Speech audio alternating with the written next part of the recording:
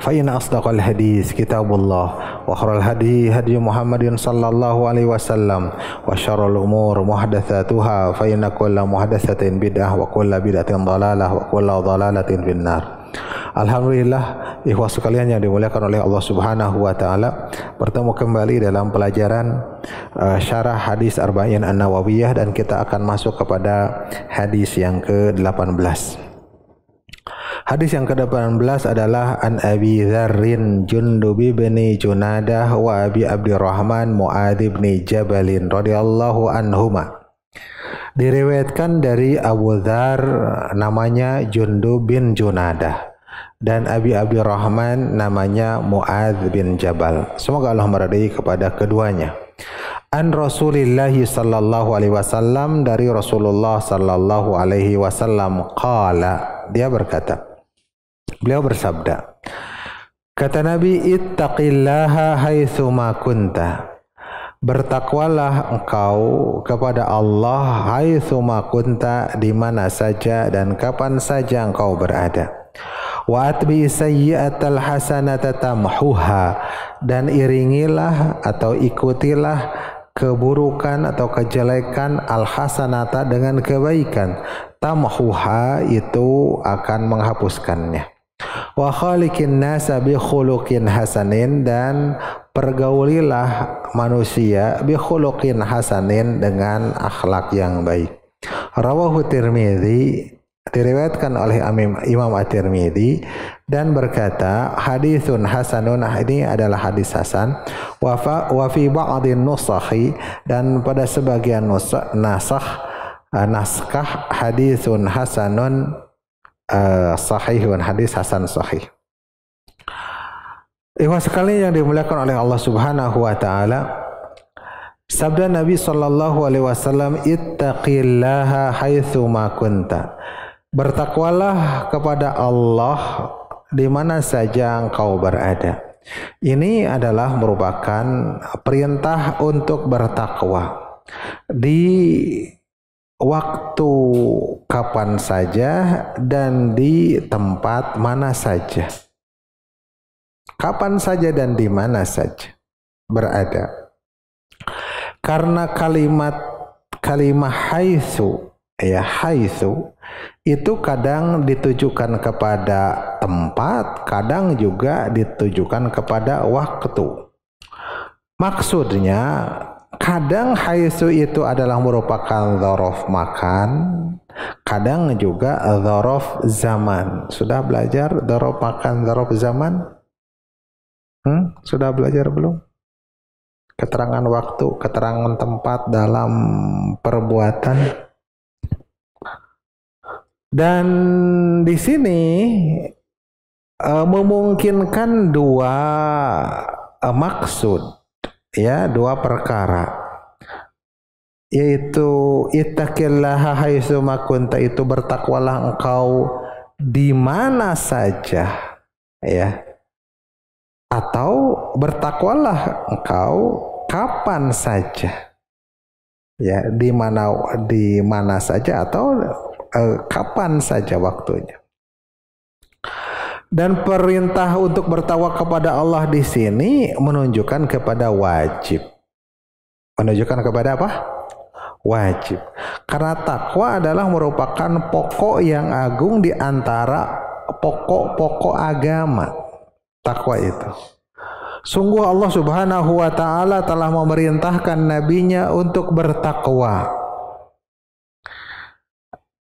Allah Subhanahu wa taala berfirman tentang perintah bertakwa kepada Nabi sallallahu alaihi wasallam dalam surat Al-Ahzab ayat 1. Perintah takwa kepada Nabi. Ya ayyuhan nabiyyu taqillaha. Wahai Nabi, bertakwalah kepada Allah.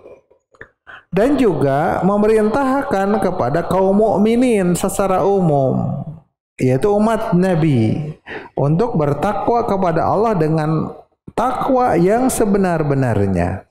Ini terdapat di dalam surat Al-Mu'minun Ali Imran ayat 102.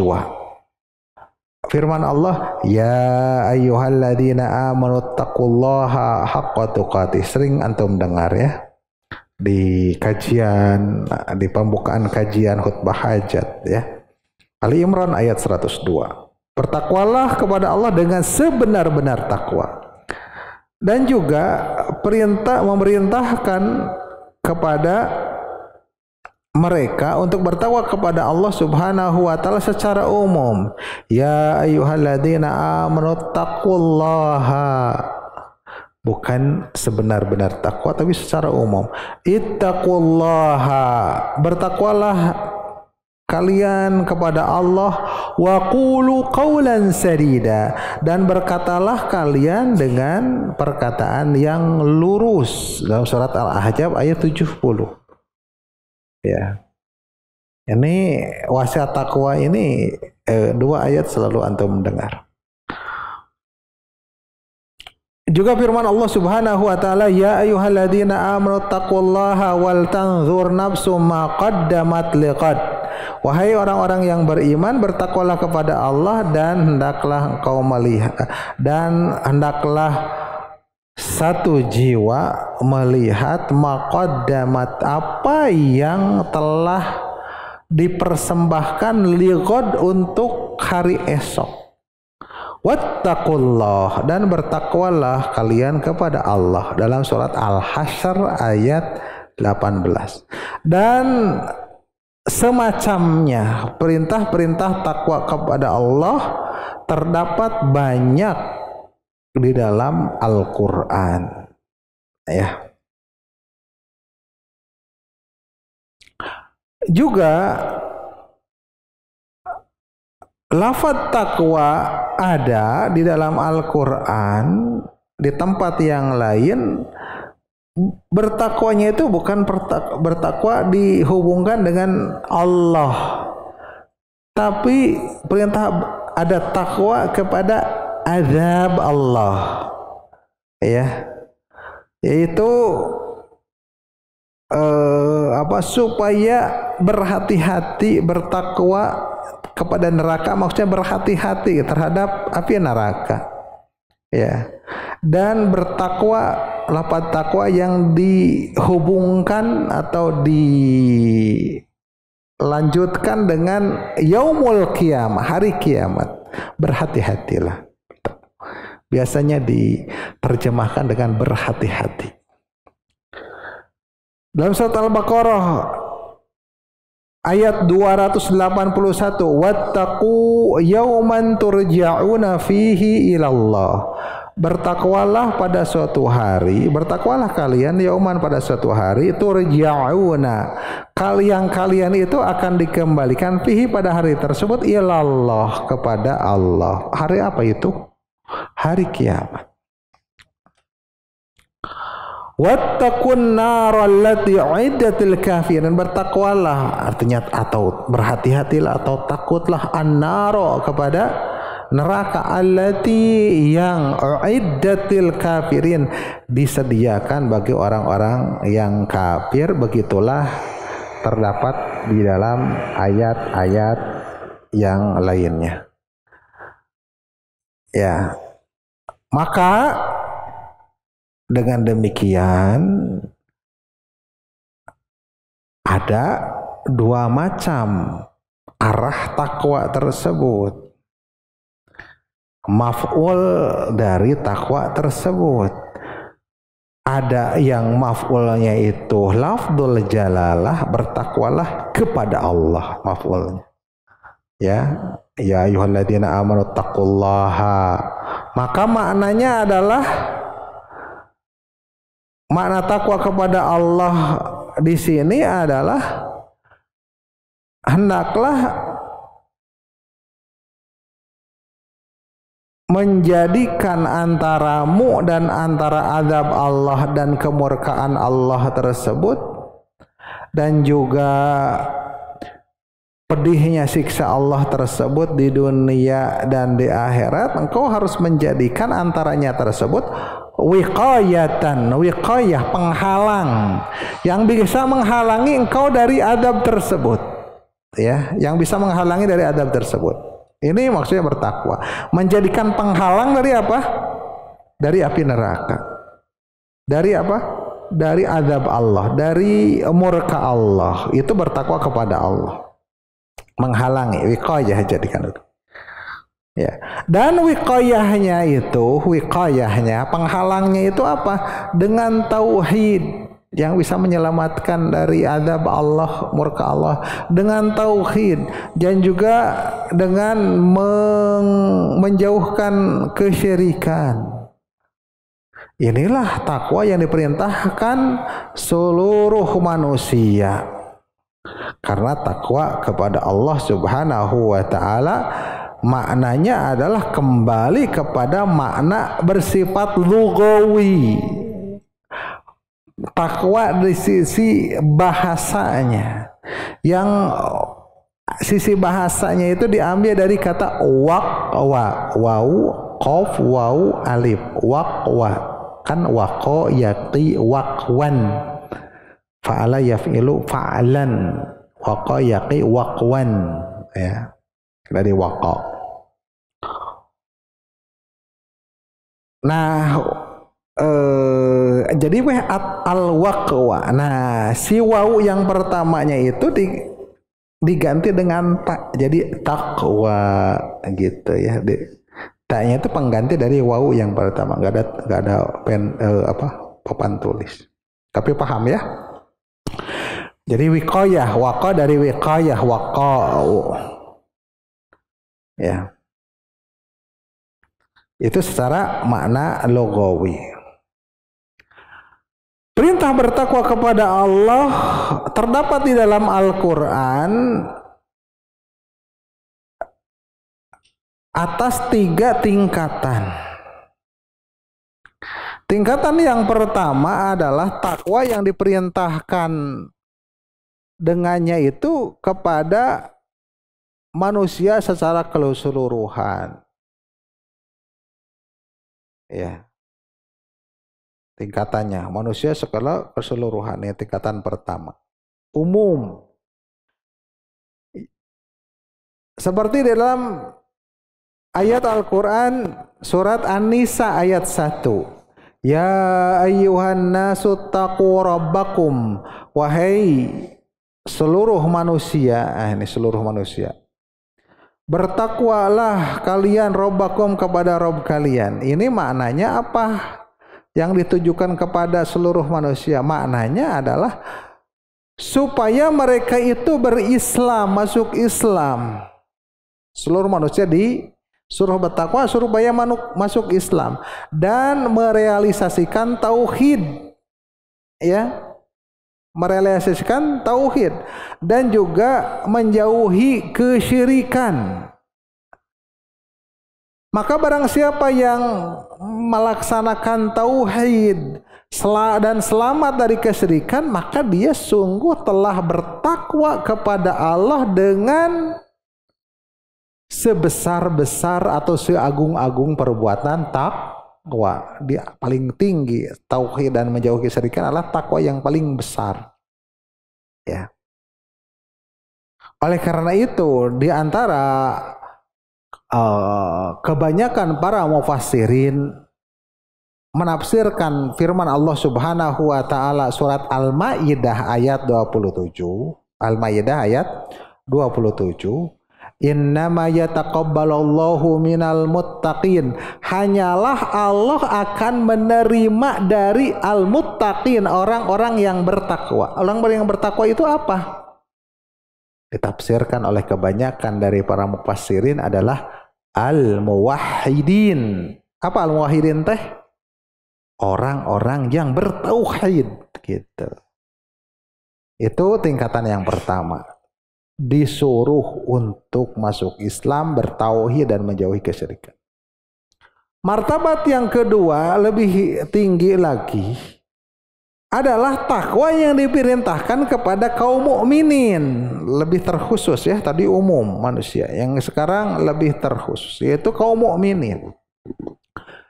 Maka Allah Subhanahu wa taala berfirman, ya ayyuhalladzina amanu taqullaha, wahai orang-orang yang beriman, bertakwalah kalian kepada Allah. Tadi mah kepada siapa? Manusia secara keseluruhan. Sekarang mah bertakwalah kepada Allah. Ini takwa ditujukan untuk kaum mukminin setelah apa? Setelah melakukan tauhid dan meninggalkan kesyirikan. Ya. Setelah tauhid dan setelah melaksanakan tauhid, bertauhid dan meninggalkan kesyirikan, maka merupakan takwa. Konsekuensi dari hal itu, dari hak takwa itu adalah wa ya'mala bi ta'atillah ala nuri minallah, mengamalkan ketaatan kepada Allah berdasarkan di atas cahaya dari Allah Subhanahu wa taala. Ya. Setelah tauhid kan ketaatan yang lain dilaksanakan dengan dasar di bawah cahaya dari Allah Subhanahu wa taala. Maksudnya ilmu. Ya, nur minallah itu ilmu dari Allah. Wa an yatruka maksiat Allah, dan kau meninggalkan maksiat kepada Allah ala nuri minallah, di atas cahaya dari Allah juga. Menjauhi, melakukan perintah dan menjauhi larangan. Menjauhi perkara-perkara yang haram dan melaksanakan perkara-perkara yang wajib. Ya. Menjauhi dari yang Allah Subhanahu wa taala benci, murkai, ya. Dan berpaling, menjauhi dari azab Allah Subhanahu wa taala. Ini adalah takwa yang ditujukan untuk kaum mukminin juga. Takwa yang ditujukan untuk kaum mukminin juga bertingkat-tingkat. Tadi apa? Sudah bertauhid, menjauhi syirikan, melaksanakan perintah, menjauhi larangan, melaksanakan yang wajib-wajib, menjauhi yang apa? Yang haram-haram. Lebih tinggi lagi tingkatannya itu adalah an yada'a mala ba'sa bihi hadaron mimma bihi ba'sun. Meninggalkan perkara yang la ba'sa bihi, sebenarnya enggak apa-apa. Meninggalkan yang tidak apa-apa. Tapi apa? Takut kalau terjadi apa-apa. Meninggalkan yang tidak ada apa-apa atau enggak apa-apa, tapi khawatir bisi ada apa-apa. Apa bisi teh? Ada orang Sunda di sini, coba. Yang enggak ngerti bisi. Bisi ada apa? Khawatir kalau ada apa-apa.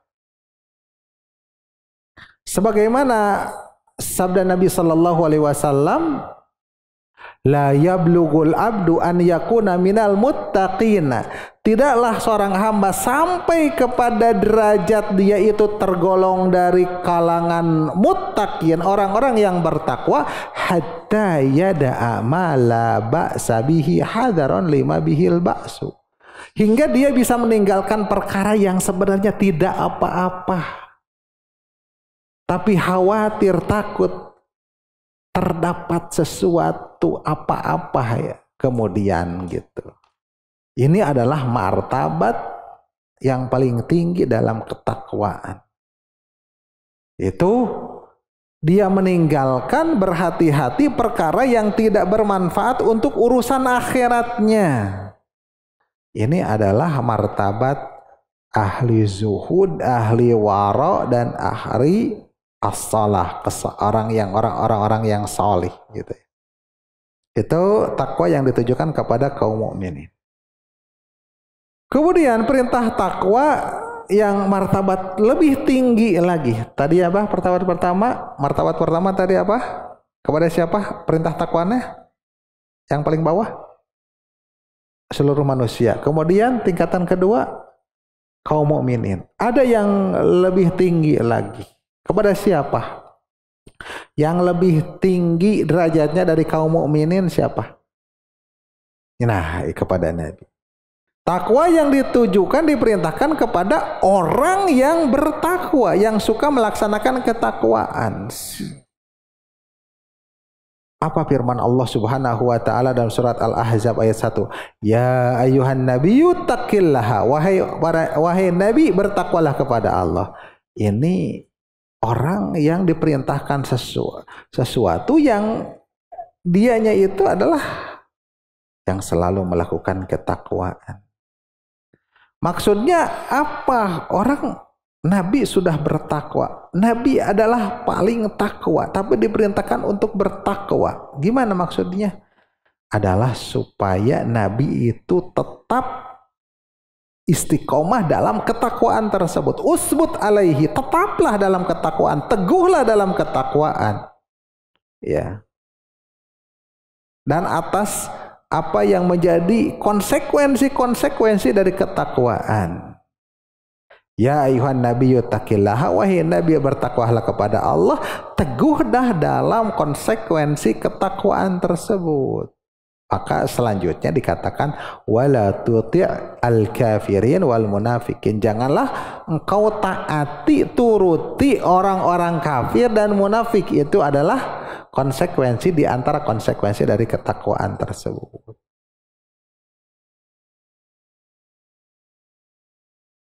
Seperti perbandingannya, Nabi sudah bertakwa, disuruh untuk bertakwa, maka supaya apa?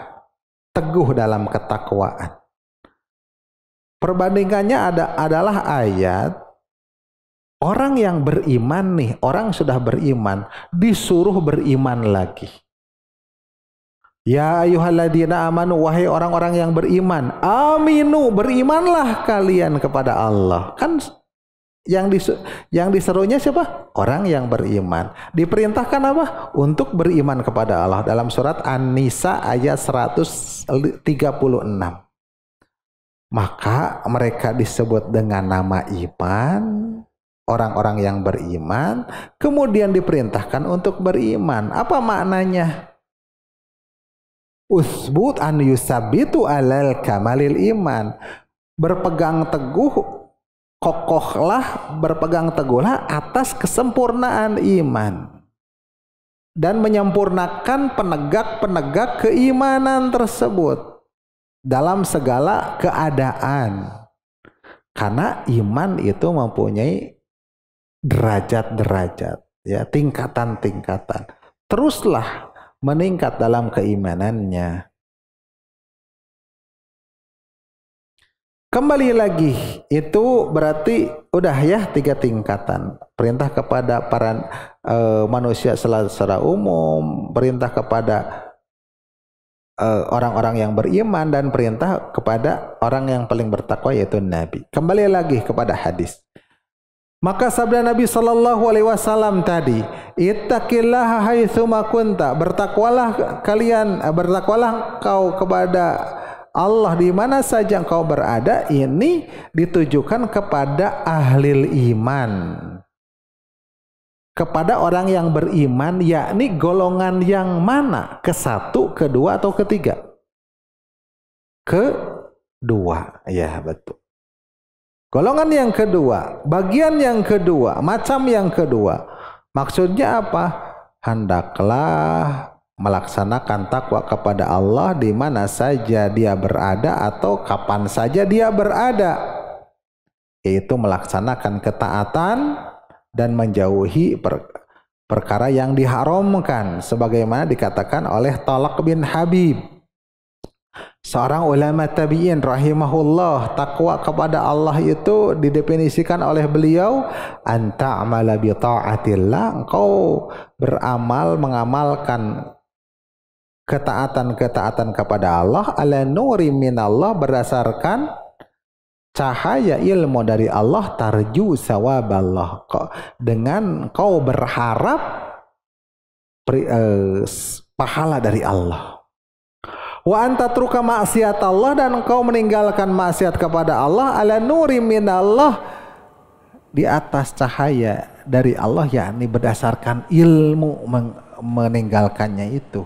Tahsya iqaballah, dengan motivasi takut dari iqab Allah, ya. Dasarnya itu takut dari siksa Allah. Maka seorang laki-laki bertanya kepada Abu Hurairah tentang takwa, ya, tentang takwa, bertanya kepada Abu Hurairah. Maka jawab Abu Hurairah, gimana? Hal ahadda tariqan dha syaukin, apakah kau pernah mendapatkan jalan ya, suatu jalan yang penuh dengan duri, yang banyak durinya. Maka orang itu menjawab, "Na'am, iya." Lalu apa yang kau lakukan ketika jalan tersebut banyak durinya, terdapat duri? Maka apabila aku lihat duri, aku minggir, aku langkahi, aku minggir, aku langkahi, ya, gitu, menjauh, atau aku mundur, gitu. Ada duri itu. Maka jawab Abu Hurairah ketika mendengar dari jawaban seorang laki-laki tersebut, "Dzaqat taqwa," begitulah takwa tersebut. Ya. Yang model jawaban seperti ini adalah, pertanyaan seperti ini adalah diriwayatkan juga dari Ka'ab al-Akhbar yang bertanya kepada siapa? Kepada Umar bin Khattab, yang kedengaran kita banyak mendengar tentang berjalan di jalan yang ada durinya itu Umar bin Khattab. Abu Hurairah juga menjawabnya seperti itu, ya. Itu berhati-hati berarti, ya. Berhati-hati. Berhati-hati jangan sampai menginjak duri-duri tersebut, ya. Ya, duri kecil tapi tidak diinjak. Ya kayak dosa-dosa kecil. Bukan suatu jalan jurang yang akan membinasakan dia, tapi duri-duri juga dihindari gitu. Maka dikatakan khallid dzunuba saghiraha wa kabiraha fahuwa tuqa. Jauhilah dosa-dosa kecilnya maupun besarnya, maka itu adalah ketakwaan. Wasna kamashi fauqa ardi sauki tahdharu ma yara. Lakukanlah seperti orang yang berjalan di atas muka bumi yang ada durinya, yang dia berhati-hati dari apa yang dia lihatnya. La tahqiranna saghiratan inna jibala minal hasa.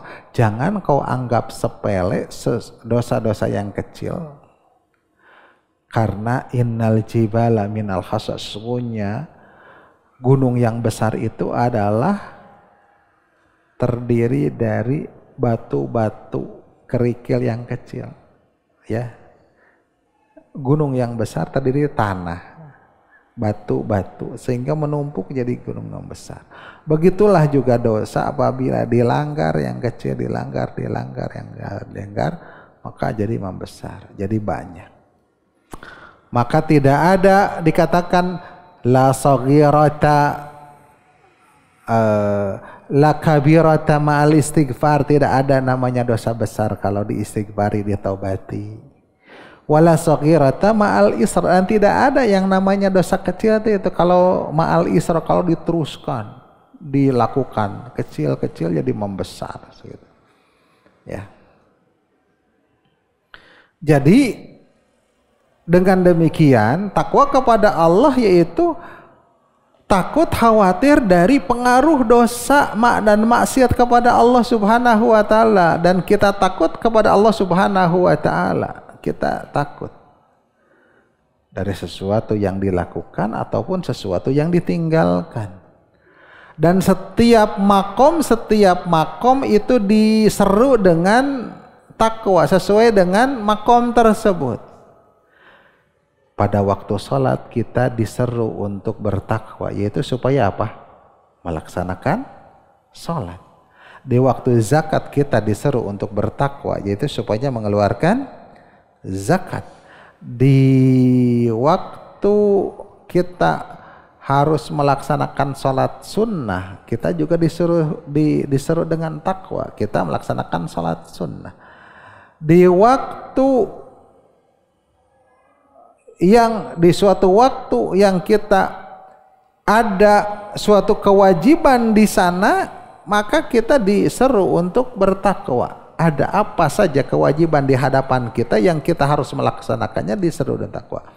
Dan apabila kita juga digoda suatu hal yang berupa keharaman, atau apakah itu sesuatu yang haram, berupa wanita, digoda dengan wanita yang itu adalah haram, maka kita disuruh untuk bertakwa. Ya, dengan harta yang haram kita disuruh untuk bertakwa. Dengan apa lagi? Dengan khamr, misalkan ditawari khamr, ya, kita juga disuruh untuk bertakwa.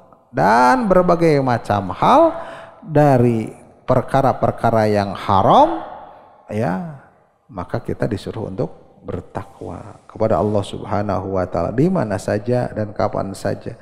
Di saat kita harus melaksanakan ketaatan, di saat kita juga dihadapkan suatu hal-hal yang haram, kita disuruh untuk bertakwa. Maka takwa itu berkaitan dengan waktu dan tempat, ya. Oleh karena itu, ittaqillaha haitsu ma kunta, ya. Artinya tidak ada suatu tempat dimanapun kecuali di sana kita harus bertakwa. Tidak ada suatu waktu yang di sana pasti kita harus bertakwa. Karena apa? Di mana tempat, di sana ada perintah dan larangan. Waktu di sana juga ada perintah dan larangan. Yang perintah itu ditujukan kepada hamba tersebut. Ikhwah sekalian yang dimuliakan oleh Allah Subhanahu wa taala, wasiat takwa itu adalah seagung-agung wasiat. Sungguh Allah Subhanahu wa taala berfirman di dalam surat An-Nisa ayat 131, "Walaqad wassaynal ladzina utul kitaba min qablikum wa iyyakum anittaqullah." Dan sungguh kami telah berwasiat kepada orang-orang dan sungguh telah berwasiat kepada kami orang-orang yang diberikan kitab min qablikum dari sebelum kalian wa iyyakum dan kepada kalian juga anittaqullah, dari dulu, ya, hingga para nabi yang lainnya itu saling berwasiat untuk bertakwa kepada Allah. Dan para sahabat yang lainnya saling berwasiat, antara sahabat dengan sahabat yang lainnya juga bertakwa kepada Allah. Ya. Dan mereka paham apa yang makna dari wasiat besar itu. Ya. Wasiatilah aku, bertakwalah kepada Allah. Paham makna dari takwa yang wasiat agung tersebut. Ini tentang takwa. Perintah untuk bertakwa di mana saja dan kapan saja. Poin yang kedua di dalam hadis tersebut, wa'at bi sayyi'atal hasanata tamhuha, dalam sabdanya, yaitu iringilah, ikutkanlah keburukan dengan kebaikan. Tamhuha, kebaikan itu akan menghapuskannya, ya, akan menghapuskannya. Kenapa? Al-hasanat, kebaikan itu akan menghilangkan keburukan-keburukan. Sebagaimana firman Allah Subhanahu wa taala dalam surat Hud ayat 114, wa aqimis salata, dan dirikanlah salat, tarafayin nahari, di dua ujung siang, wa zulafan minal lail, dan gelapnya malam, innal hasanati yudhibna sayyiati, sesungguhnya kebaikan-kebaikan itu akan menghilangkan keburukan-keburukan.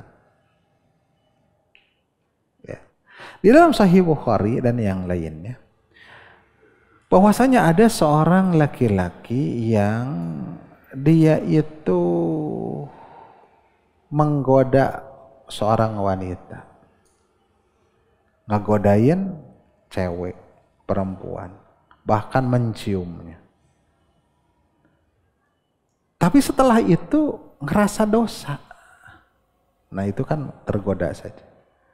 Maka datang kepada Nabi SAW dan mengabarkan apa yang telah dilakukannya karena merasa berdosa. Nah, ini bedanya para sahabat dengan kita semua. Melakukan kemaksiatan, setelah itu takut, curhat. Bagaimana ini? Kabarkan kepada Nabi. Maka kata Nabi sallallahu alaihi wasallam, wa aqimis salata tarafayn nahar wa zulafan minal lail innal hasanata yudhibna sayyi'at. Itu ayatnya yang tadi.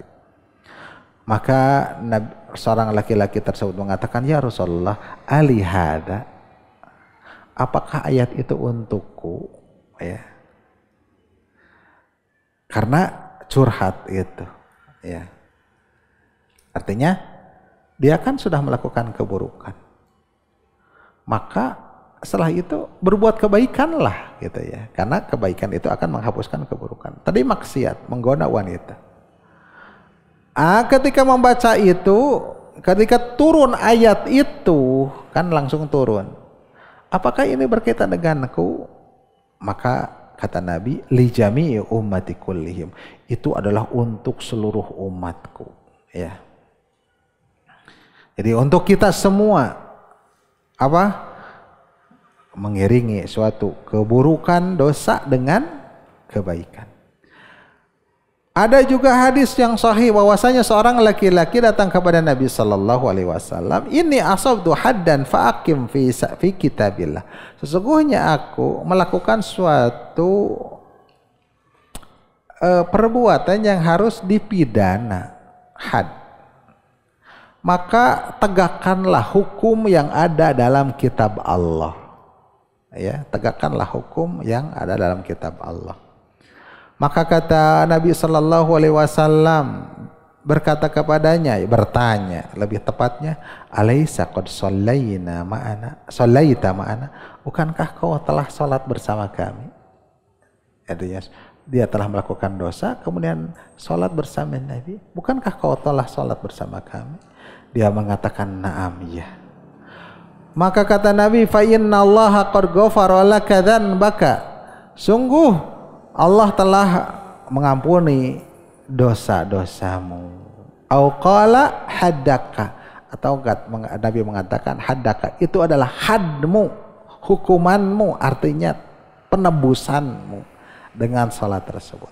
Ini menunjukkan bahwasanya seorang mukmin wajib yang pertama beristighfar dari kemaksiatan, dari keburukan tersebut.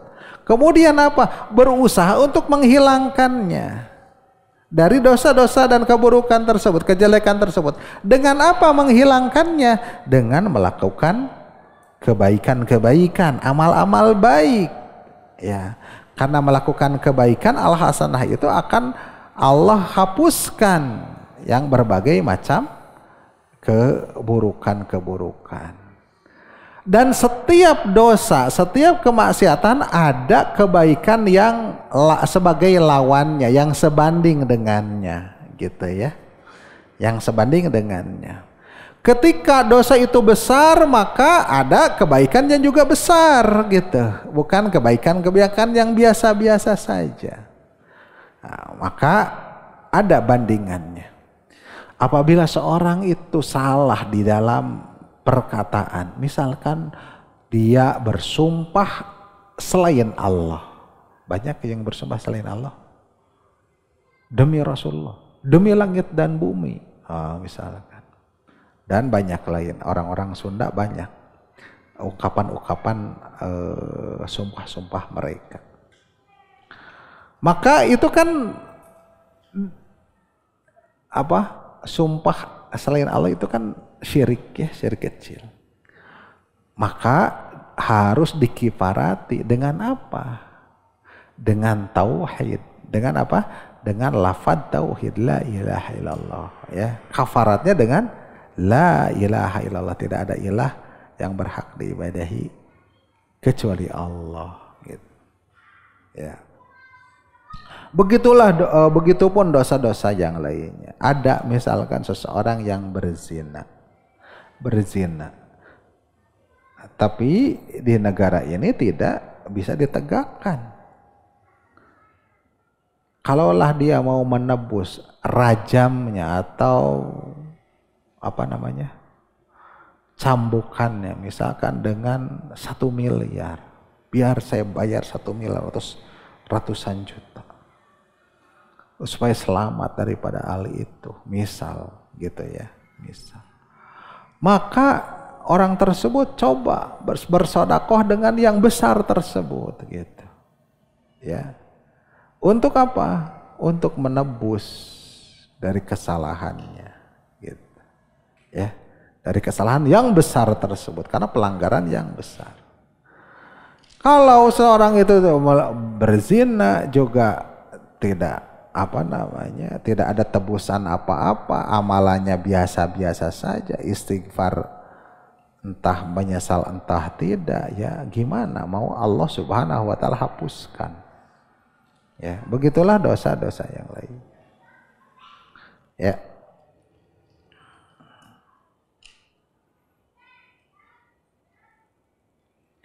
Secara umum maka kesalahan itu mempunyai atau keburukan itu atau dosa itu mempunyai apa? Kebaikan yang bisa menghapuskannya. Ini menunjukkan bahwasanya namanya dosa dan maksiat itu catatannya bisa terhapus. Ya. Karena wa'at bi sayyi'atal hasanatu tamhuha.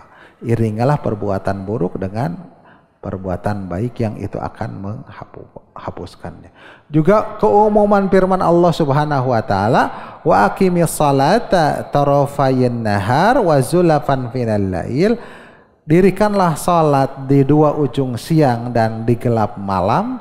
Innal hasanati yudhibna sayyiati. Sesungguhnya kebaikan-kebaikan itu akan menghapuskan kesalahan-kesalahan, keburukan-keburukan, kejelekan-kejelekan dan dosa-dosa. Menunjukkan bahwasanya orang tersebut memaksudkan dengan perbuatannya itu memaksudkan akan sebagai penghapus dari dosa. Seperti bisa. Orang ingat punya dosa berzina misalkan tadi, kemudian dia bersedekah dengan nilai yang besar demi apa? Supaya menghapuskan dosanya. Nah, itu berarti kan niat memaksudkan. Ya. Seperti apa yang terdapat di dalam asar tadi, ya. Asar tadi, jadi apa? Ada seorang laki-laki kemudian tergoda dengan wanita, dia menggodanya, dia menciumnya, kemudian mengabarkan kepada Nabi Sallallahu Alaihi Wasallam, kata Nabi, lakukanlah sholat, ya, lakukanlah sholat. Turun ayat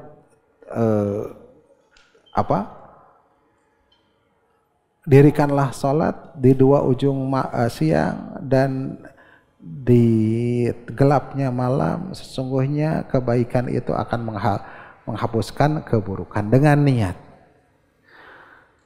Dengan demikian dari dua kasus tersebut, ya, penghapusan dosa itu ada dua tingkatan. Tingkatan yang pertama memaksudkan menghapuskan kejelekan dengan melakukan kebaikannya tersebut.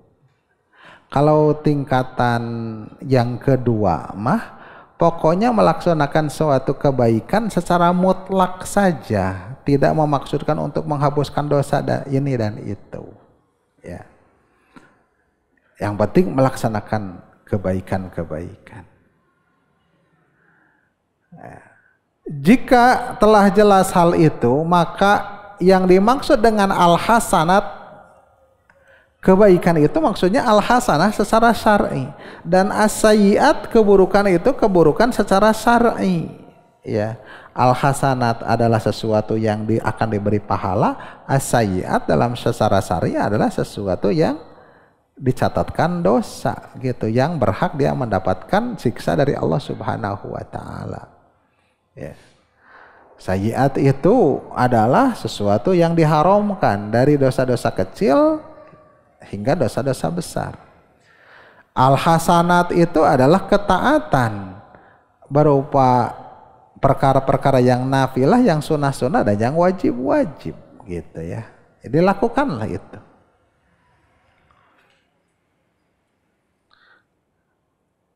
Wasiat yang ketiga, ikhwah sekalian, wa khaliqin nasa bihulukin hasanin. Pergaulilah orang-orang dengan akhlak yang baik. Ya.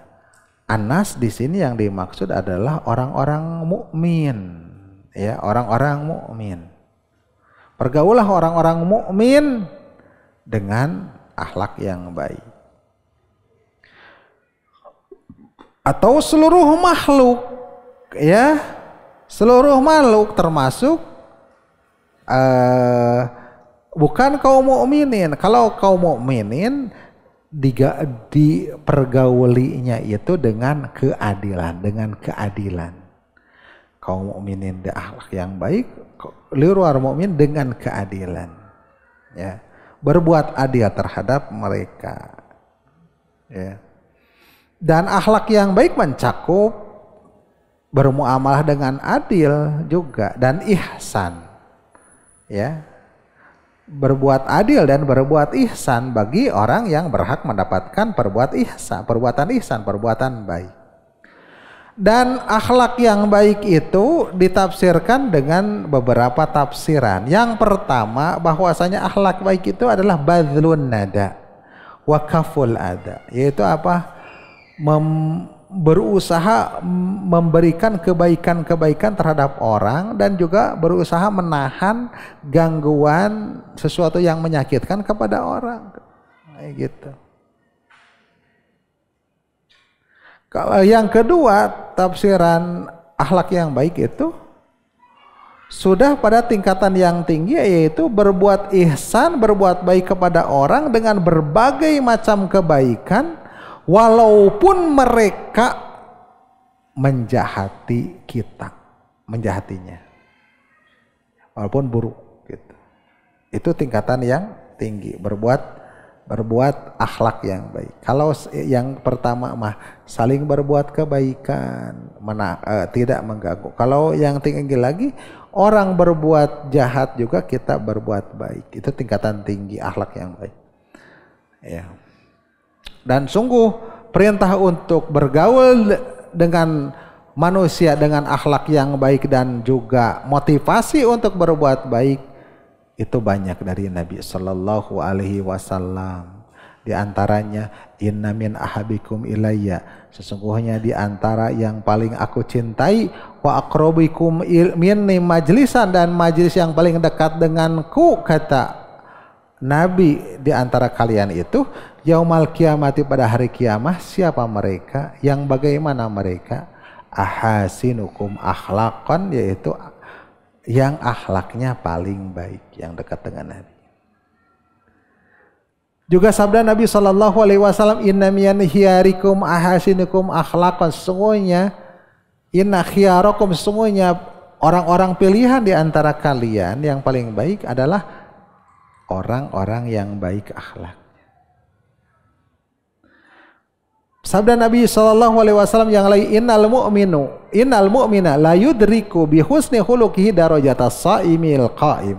Sesungguhnya seorang mukmin benar-benar dia mendapatkan, seorang mukmin itu melakukan akhlak yang baik, maka itu dia mendapatkan derajat as-shaim al-qaim. Akhlak yang baik, orang yang berakhlak yang baik mencapai derajat as-shaim, yang siangnya itu selalu saum, al-qaim yang malamnya selalu qiyam. Ya, itu derajatnya sama. Sederajat dengan itu. Ya.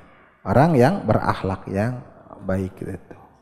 Dan akhlak yang baik itu ada dua, ada yang secara tabiat, ada secara dia belajar untuk melakukan akhlak yang baik tersebut. Kalau tabiatnya orang bawaannya sudah baik gitu ya. Kalau orang yang belajar untuk menjadi baik, dia sebenarnya nggak baik-baik amat, tapi berusaha untuk memperbaiki. Ada orang yang lembut gitu ya. Kalau ini orangnya kasar, tapi belajar untuk melembut-lembutkan. Ada orang yang dermawan, suka ngasih-ngasih. Ini orang pelit, tapi berusaha pelit ini melatih dirinya untuk dermawan, seperti itu. Itu akhlak yang baik. Ya. Seperti itu.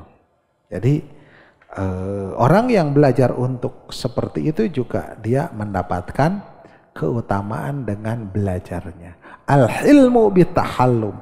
Hilm, kehati-hatian itu dengan belajar untuk berbuat hilm. Sobar juga dengan belajar untuk bersabar. Ya. Orang keselan tapi berusaha untuk bersabar. Kita harus seperti itu. Kalau kita bawaannya bukan yang baik-baik amat, maka kita juga harus belajar untuk berbuat baik.